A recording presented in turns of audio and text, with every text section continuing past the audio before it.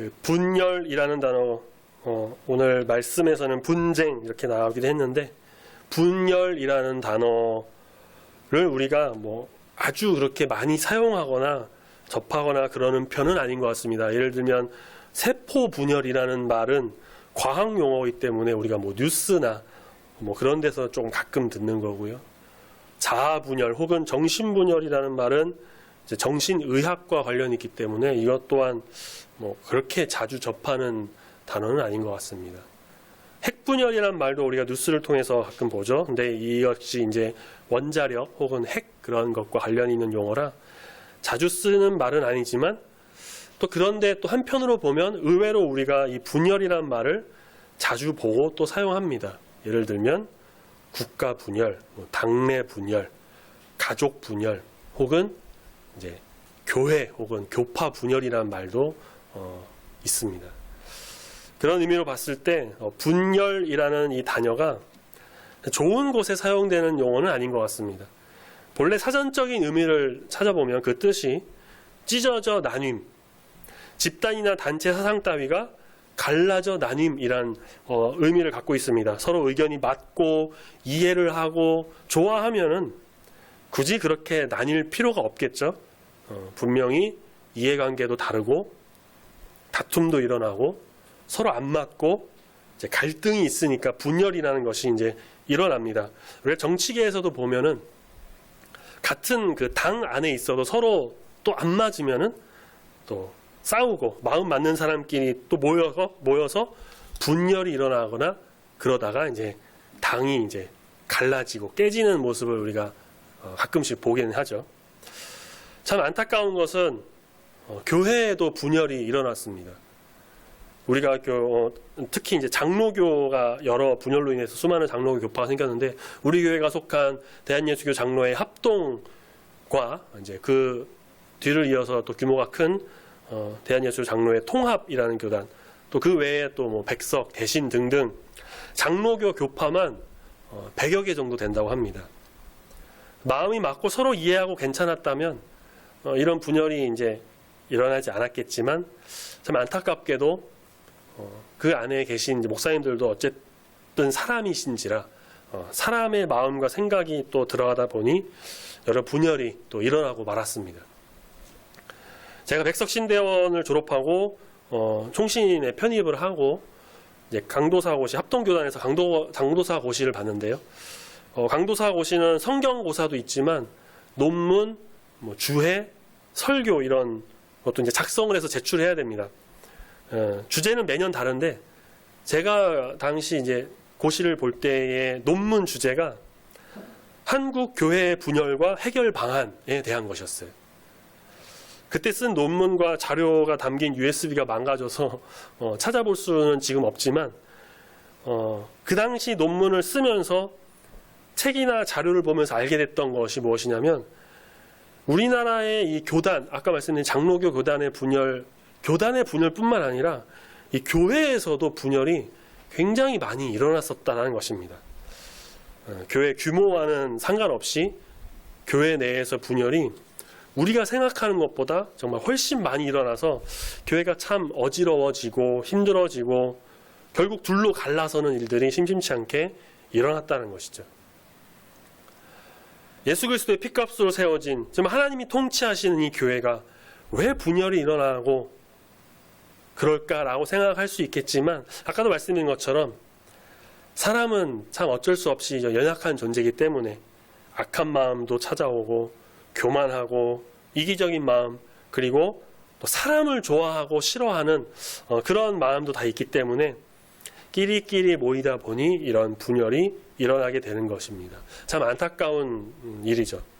정말 오직 하나님 뜻대로 하나님의 일을 행하고 예수 그리스도의 사랑을 전해야 하는 교회에서 분열의 소식이 들려오게 된다면 안 믿는 사람들이 보고 어떻게 생각할까, 이런 걸 생각하면 좀 마음이 좀 무겁고 아프기도 합니다.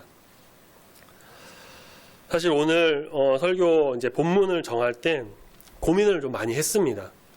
왜냐하면 고린도전서, 여기 이제 현수막 앞에도 배너 보신 것처럼 고린도전서 6장 20절 말씀을 교회 표로 정하면서 고린도전후서 말씀을 그래도 한 달에 한 번은 봐야지 이렇게 나눠야지라고 생각을 하고 있다가 고린도전서 이제 1장의 내용을 같이 나누려고 봤는데 이 교회 내의 분열, 분쟁에 관한 내용이잖아요.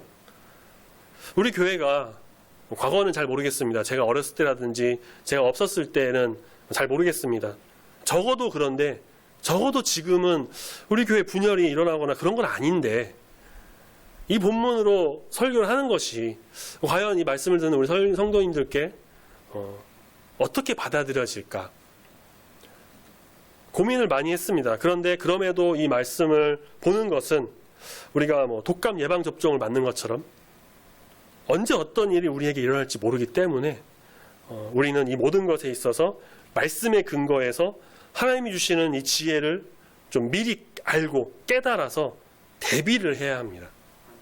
이 말씀은 우리가 예방 차원에서 교단이나 교회가 그렇게 무너지고 또 막 분열이 될 거란 걸 누가 알았을까요? 사람들이 다 알고 있었을까요? 모르는 겁니다. 알고 예방해도 그런 일이 일어날 수 있기 때문에 우리는 이에 대해서 한번 생각을 해보고 특히 고린도 교회의 모습을 한번 보면서 경각심을 불러일으키고 그래서 앞으로의 일을 좀 대비하고 예방 차원에서 우리가 이 말씀을 받아들이고 접근을 해야 한다는 것이죠. 그래서 오늘 우리는 본문 말씀을 통해 먼저 고린도 교회의 분열의 모습, 당파짓는 그런 걸 좀 살펴보고 어떤 것을 조심해야 되는지 또 우리는 어떤 방향으로 나가야 분열이 아니라 하나가 되는 한 몸 이루는 공동체가 될 것인지 어떻게 말씀을 통해 해나가야 될지를 우리 하나님의 귀한 말씀을 통해 깨닫는 은혜의 시간이 되기를 소망합니다. 아멘. 고린도라고 하는 도시에 대해서는 여러 번 말씀드렸는데 간략하게 한번 하자면 굉장히 음란하고 문란한 우상이 많은 도시였다라고 정의할 수 있습니다. 이제 아프로디테, 로마에서는 이제 비너스라고 하는 그런 여신을 주로 섬겼는데 성적으로 굉장히 문란했던 것은 물론이고요. 번창한 항구 도시였기 때문에 여러 민족, 종족의 사람들이 모여서 종교, 문화, 혼합주의가 이루어졌습니다. 그런 곳에 세워진 교회가 바로 고린도 교회입니다. 지금으로 치자면 홍대나 이태원 클럽 한복판에 교회가 세워졌다고 생각하시면 돼요. 교회에는 또 여러 계층의 사람들이 모였습니다. 고위급 관리도 있었고요. 부자도 있었고 그런가 하면 그냥 서민도 있었고 종도 있었습니다. 교회에서는 이런 것을 염두하지 않고 모두가 하나가 되어 하나님 안에서 한 형제 자매가 되어야 했지만 실상으로는 사실 그게 그렇게 쉽게 되지는 않았습니다. 게다가 이들은 자신들이 번창한 도시, 대도시에 산다라는 어떤 자부심 그리고 높은 지위, 배운 것이 많다는 것을 좀 자랑으로 삼았고 그래서 교만함이 가득 찼습니다. 자신들의 믿음이 좀 커지고 잘 배웠다라고 생각을 해서 자만하기 시작했습니다. 물론 이들이 영적으로 갖춘 것이 많기도 했습니다. 하지만 그렇다고 해서 교만하면 안 됩니다. 대부분 죄가 그렇지만 분열의 시작 역시 바로 이 교만에서 나옵니다. 바울이 소식을 듣습니다. 교회 내에 파당을 지어서 그렇게 사람들끼리 똘똘 뭉쳐서 세력 다툼을 하고 있었다라는 것이었죠. 12절 말씀 보니까 나는 바울에게, 나는 아볼로에게, 나는 게바에게, 나는 그리스도에게 속한 자다라고 했다고 합니다. 고린도 교회에 분열이 생긴 이유 중 하나 바로 이 뒤에서도 보겠지만 이 지도자를 좀 좋아했던 것이 있었습니다. 먼저 바울은 고린도 교회를 개척한 사람입니다. 당연히 영향력이 클 수밖에 없어요. 그렇다고 해서 바울이 그것으로 자기 영향을 구축했느냐, 세력을 구축했거나 여기서도 말하죠. 세례를 내가 막 베풀어서 바울의 이름으로 세례를 받았다. 그런 식으로 자기 이름을 드러내느냐, 그런 거 없었습니다. 바울은 제자들을 세우고 가르치고 교회 양육에 힘썼고 그런 다음에 시간이 지나면 또 다른 곳에 또 선교하러 교회를 지으러 나갔습니다. 하지만 그의 영향을 받고 그를 좋아하게 된 사람들이 나는 바울파라고 하면서 이제 모였던 것이죠. 그 다음으로 이제 아볼로는 사도행전 18장 24절에 등장하는데 에베소라고 하는 도시에서 말씀을 가르치던 유대인이었습니다. 성경에 능통했고 주의 도를 배워 열심히 예수님을 전했지만 요한의 세례까지만 알았다고 합니다. 그래서 바울의 동역자인 브리스길라와 아굴라 부부를 만나게 됐고 그들의 양육을 통해 더 성장했고 이후에 이제 아볼로도 교회의 지도자가 됐고 굉장히 좀 지적인 이 아볼로에게 매력을 느낀 또 성도들이 나는 아볼로파라고 하면서 뭉쳤던 겁니다. 베드로 본래 이름은 시몬입니다. 예수님께서 새로운 이름을 지어주셨는데 그것이 이제 게바였고 게바를 번역하면 이제 베드로입니다. 베드로는 뭐 두말할 것 없이 예수님의 으뜸 가는 제자, 흔히 수제자라고 하죠. 항상 예수님과 같이 했습니다. 근데 예수님을 이제 3번 부인하기도 했었습니다. 하지만 예수님 부활 승천하신 후에 성령의 감동으로 정말 담대하게 예수는 그리스도라고 선포를 했고 초대교회의 기둥이었습니다. 당시 교회의 성도들에게 가장 영향력이 큰 사람이었던 것이죠. 그래서 고린도 교회에서도 나는 게바파, 나는 베드로파라고 했습니다. 바울도 아니고 게바도 아니고 아볼로도 아니고 마지막에 이제 오직 우리는 예수님만 따르는 그리스도파다라고 하는 사람들이 있었는데 예수님을 따르고 그리스도에 속한다고 하니까 이 사람들이 좀 괜찮은 사람들, 이 사람들이 진짜 좋은 사람들인가 라고 생각을 할 수 있지만 학자들의 이제 연구에 따르면 이들은 바울, 베드로를 비롯한 그 사도들의 가르침을 다 무시하고 그들도 분명히 하나님이 주신 사명으로 예수 그리스도의 복음을 전하는 그 사도들인데 그걸 가르치는 사람들인데 그들을 완전히 무시하고 예수님 말씀만 믿겠다는 좀 어떤 의미에서 본다면 교만함으로 뭉친 집단이었다라고 설명을 합니다. 교회 분열의 가장 큰 이유, 아까도 잠깐 말씀드린 교만입니다. 교만은 모든 죄의 근원입니다. 자기가 잘났다, 많이 배웠다 뿐만 아니라 내가 신앙생활 오래 해서 내가 신앙적으로 잘 갖춰졌다, 이 모든 것이 응집돼서 교만으로 발전하게 됩니다.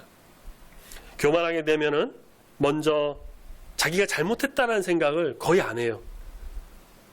그런 생각을 못하기 때문에 상대방의 모습에 대해서 불만을 갑니다. 불만을 갖습니다. 그게 아닌데, 그거는 좀 아닌 것 같은데 저 사람은 틀렸어.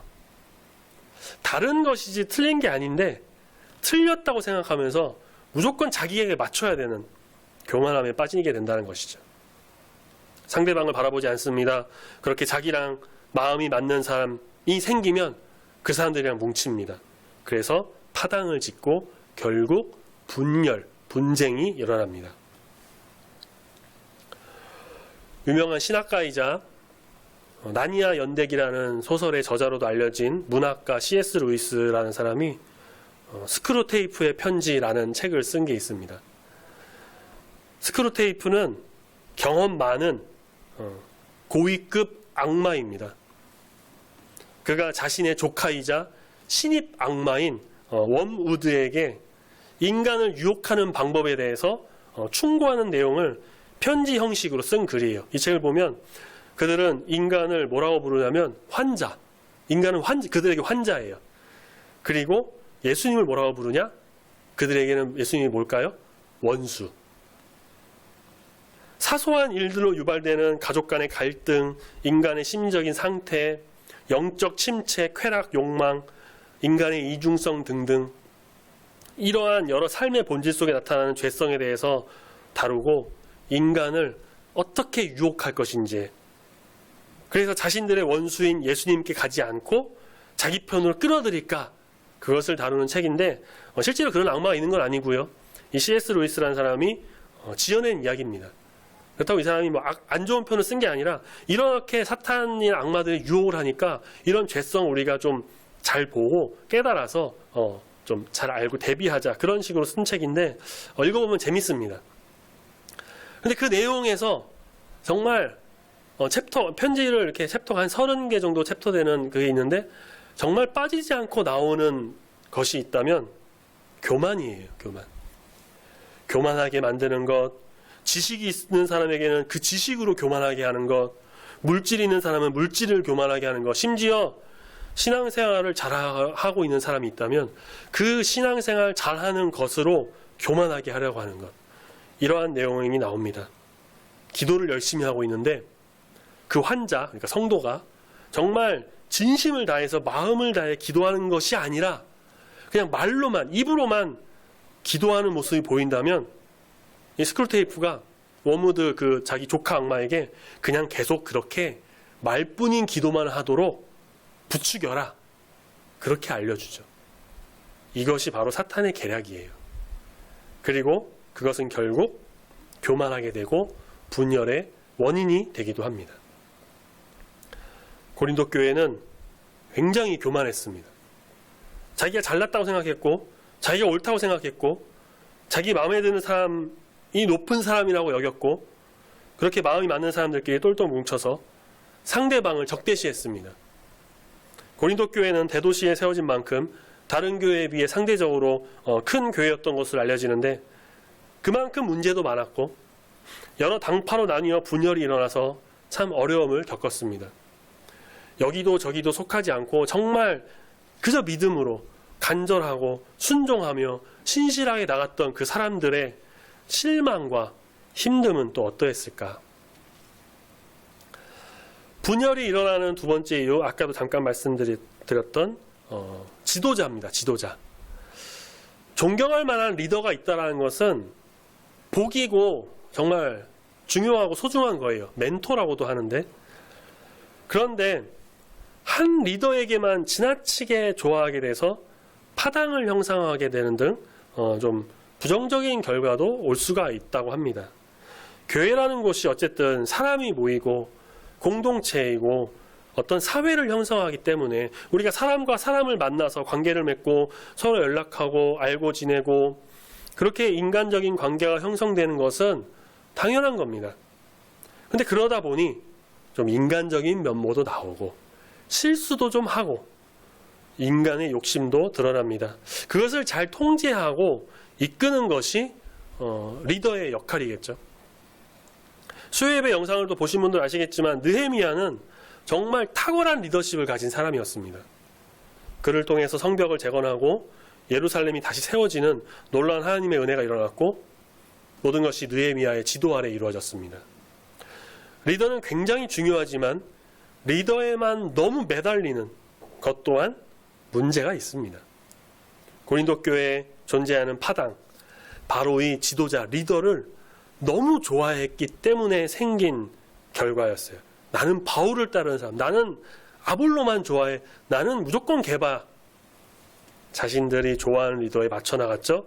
특정 인물을 좋아하고 따르는 것 좋아요, 좋지만 그렇다고 해서 다른 좋아하는 사람들, 다른 인물을 좋아하는 사람들을 막 배척해서 파당을 형성하는 것이 고린도 교회의 모습이었습니다. 파당이 나쁜 것은 예수님보다 특정 지도자를 더 사랑하고 더 좋아하고 그에게 마음이 더 간다라는 겁니다. 예수님께서는 요한복음 14장 15절에서 자신을 사랑하는 사람은 자신의 계명을 지키는 사람이라고 말씀하셨습니다. 예수님은 하나가 되라고 말씀하셨습니다. 그런데 특정 개인을 사랑함으로 인해서 파당을 형성하고 이 명령을 어긴다면 예수님보다 그 특정인을 더 사랑하는 것이라고 볼 수가 있는 거죠. 이것은 어떤 것일까요? 예수님이 아닌 다른 우상을 섬기는 것과 다를 바가 없는 것입니다. 자, 그렇다면 우리가 이런 분열을 좀 피하고 좀 막을 방법은 어떤 것이 있을까? 첫 번째는 교만을 우리가 버려야 합니다. 교만함이 분열, 분쟁의 원인이라고 했죠. 이 교만함을 버려야 합니다. 교만에 비하면 다른 죄들은 벼룩에 물린 것과 같다. 이 세상의 모든 죄가 다 없어지고 마지막 끝까지 남는 죄가 하나가 있다면 그것은 교만이다. 이런 말들도 다 있습니다. 교만은 정말 모든 죄의 근원입니다. 우리는 그래서 교만을 버려야 합니다. 내가 좀 아는데, 내가 좀 했는데, 내가 좀 오래 다녔는데, 내가 이만큼 하는데, 이런 것이 교만으로 가는 지름길이 된다는 것이죠. 가방끈 길다고 해서 그게 얼마나 자랑이 되겠어요. 내가 성경고사 1등 출신이야. 아무 소용 없습니다. 내가 이래봬도 교회 장기 근속자야. 교만한 자의 마음이 싹트기 시작하는 것은 이런 작은 마음에서 시작돼서 결국 커다란 죄가 되고 교회 분열의 시작이 됩니다. 그렇기 때문에 우리는 교만함을 철저하게 버려야 합니다. 나 자신을 내려놓고 내가 죄인이라는 것을 좀 인정하고 나는 여전히 부족해. 하나님의 인도하심과 도우심이 없다면 나는 별 수 없는 존재, 그저 한낱 인간에 불과하다는 것을 우리가 철저하게 깨닫고 회개해서 무릎 꿇는 심정으로 주 앞에 나가 주님의 임재하심을 기대하고 소망하는 겸손하게 나가는 주의 자녀가 되어야 합니다. 십자가에 달려 죽기까지 순종하신 그 예수님의 겸손을 우리가 본받아야 합니다. 사람을 대할 때도 겸손해야 돼요. 높은 사람에게는 숙이고 평범한 사람들한테는 막 뻣뻣하게 구는 것이 아니라 모든 사람에게 겸손하게, 우리 빌립보서 2장 3절 말씀처럼 나보다 남을 더 낮게 여기는 그 마음, 그것으로 겸손해야 합니다. 겸손할 때 상대방의 마음도 더 잘 알게 되고 그렇게 하나가 되고 하나가 되는 마음을 갖게 되고 한 몸 이루는 하나의 공동체가 됩니다. 분열이 아닌 화합과 단합이 이루어진다는 것이죠. 바로 하나님 안에서 말입니다. 두 번째는 우리가 사람을 바라보는 것이 아니라 하나님을 바라봐야 한다는 것입니다. 아볼로, 바울, 게바라고 하는 사람 좋아해서 그 사람들을 따라간 이들은 결국 그 사람들 이름으로 파당을 지었고 교회 분열을 일으켰습니다. 사람을 보는 것이 아니라 하나님을 바라봐야 합니다. 물론 교회에 와서 오랜만에 우리 일주일 만에나 혹은 오랜만에 본 성도님들 만나서 반갑게 인사하고 안부 묻고 그러는 거 너무 좋습니다. 교회가 사람이 모여서 사람이 함께 하나가 되어 예배드리는 것이죠. 그렇지만 결국 그 예배드리는 것은 누구를 바라보고 하는 것입니까? 하나님을 바라보고 예배드리는 것입니다. 그래서 교회에 오는 목적은 오직 하나님이 되어야 합니다. 하나님께 눈을 돌려 하나님을 바라봐야 합니다. 예수 그리스도의 십자가를 바라봐야 합니다. 성령 충만함으로 예배드리며 주 앞에 나가 주님의 임재 속에 거해야만 합니다. 그 뒤에 교제나 다른 모임, 부수적인 여러 가지들, 그런 만남들이 따르는 것이죠. 하나님이 먼저가 되어야 합니다. 우리 고린도전서 3장 6절, 한 장 넘기셔서 3장 6절 말씀을 같이 한번 찾아서 읽어볼까요? 고린도전서 3장 6절과 7절, 아까 금주 묵상을 말씀으로 읽었던 말씀인데 고린도전서 3장 6절과 7절 말씀을 같이 한 목소리 읽겠습니다. 시작. 나는 심었고 아볼로는 물을 주었으되 하나님께서 자라나게 하셨나니 그런즉 심는 이나 물 주는 이는 아무것도 아니로되 오직 자라게 하시는 이는 하나님뿐이로다. 아멘. 하나님뿐입니다. 하나님뿐이로다라고 하죠. 하나님뿐이다. 바울, 아볼로 심고 물 주는 거 아무것도 아니고 오직 자라게 하시는 이는, 이끄시는 분은 단 한 분, 우리가 바라보고 믿고 의지하고 오직 오직 기대하고 소망해야 될 단 한 분, 우리 하나님만 바라봐야 합니다. 사람을 보지 않고 하나님을 바라보며 하나님께 나갈 때 분열이 아니라, 분쟁이 아니라 하나님 안에서 화평을 이루어 나가게 됩니다. 저 보려고 교회 오시는 거 아니시잖아요. 제가 부교육자로 있었던 교회에서 교회에 이제 나온 지 얼마 안 된 청년이 한 명 있었습니다. 교회 나온 지 얼마 안 되니까 그냥 개인적으로 좀 만나서 양육 시간도 좀 갖고 이렇게 이것저것 더 잘 봐주고 성경 공부도 좀 했습니다.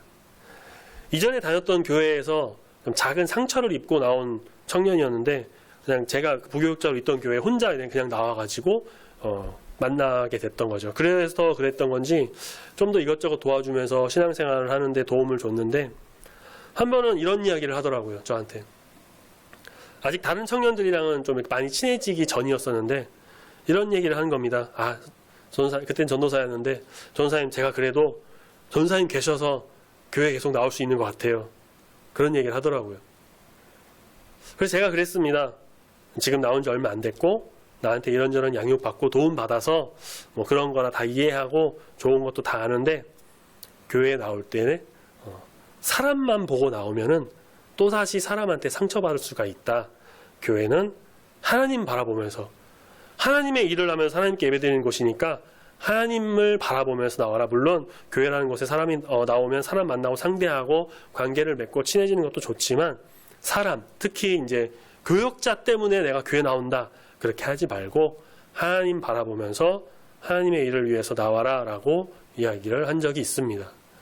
이건 정말 중요합니다. 교회가 교회되게 하는 길이고요. 교회의 분열을 또 막는 길이고 하나님 안에서 온전한 교회가 세워지는 길입니다. 사람을 보는 것이 아니라 하나님을 온전히 바라봄으로 인해서 한 몸 이루는 우리 중부교회 우리 모든 성도님 되시기를 소망합니다. 아멘. 고린도에 편지를 쓴 바울이 이 편지를 쓸 때 1장부터 첫 편지였죠. 고린도전서 첫 편지 1장부터 제일 먼저 교회의 분열에 대해서 기록한 것을 보면 이 부분에 대해서 바울이 빨리 언급을 해서 빨리 이들이 좀 보고 알았으면 했다라는 그런 필요성을 바울도 느꼈던 것입니다.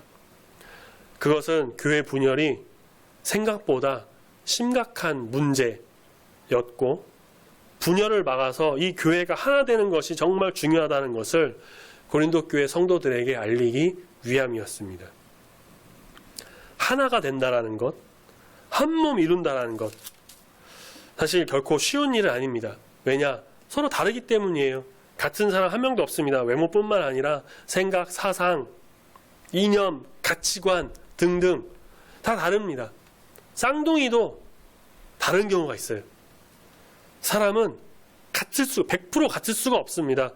가끔 이제 누굴 만났을 때 나랑 생각이 맞네, 나랑 잘 맞네, 잘 어울리네 하는 사람도 결국에 알고 보면 다릅니다. 달라요. 그래서 사람들이 하나라도 좀 공통점이 생기면 그걸로 좀 마음이 맞다고 해서 친해지고 결국 파당도 생기고 분열이 일어나는 게 아닌가 싶습니다. 그런데 그렇게 인간적인 것, 세상적인 것에 마음이 빼앗겨서 그것으로 인해 파당 만들고 끼리끼리 모이고 뭉쳐서 다른 사람을 배척하면서 그렇게 분열을 일으키는 것이 아니라 우리는 오직 하나님 안에서 하나가 되어야 합니다. 내 교만함을 다 버리고 나 약한 모습을 다 내려놓고 오직 겸손하게 예수 그리스도의 마음으로 나가야만 합니다. 하나님을 온전히 바라봄으로 인해서 하나님 안에서 하나가 되는 아름다운 공동체를 만들어 나가는 우리 모두가 되기를 소망합니다. 아멘. 이런 찬양이 있어요. 혹시 들어보셨는지 모르겠습니다. 우린 주 안에 한 가족, 주일 하나 되게 했네. 주의 사랑 나누며 서로 섬길 때 주의 나라 이루어지리. 이런 찬양이 있어요. 하나가 되어 한 몸을 이루어 우리가 주님 안에서 한 가족이 될 때에 한 하나님 바라보며 서로 사랑하면서 파당이나 분열이 아니라 화합과 평화를 이루고 서로 섬길 때 결국 아름다운 주의 나라가 이루어지게 된다는 것입니다. 우리를 통하여 하나님의 아름다운 일들이 결국 이루어지게 된다는 것입니다. 우리 공동체, 우리 교회를 통해서 이 땅 가운데 세우신 하나님의 놀라운 비전이 이루어지게 된다는 것입니다. 서두에도 말씀드렸지만 그렇다고 해서 우리 교회에 파당이 있거나 분열이 있어서 이런 말씀을 드린 것은 결코 아닙니다. 예방 차원에서 그리고 우리가 하나님 안에서 더 겸손하게 더 섬기며 더 하나가 되어서 아름다운 공동체를 만들어 나가기 위해서 정말 서로의 기도 제목도 좀 나눠서 서로 기도해주고 어려운 일 있으면 서로 돕고 이해하고 같이 아름다운 주의 교회, 주의 나라를 만들어 나갈 때 우리 주님께서 우리의 마음을 또 만져주시고 은혜를 더해주시고 개인과 가정 가운데 더 큰 복과 은혜를 더해주실 줄로 믿습니다. 아멘. 항상 겸손하게 우리 주님만 바라봄으로 인해서 놀라운 주의 일을 만들어 나가는 우리 모두가 되기를 소망합니다. 아멘. 같이 기도하겠습니다.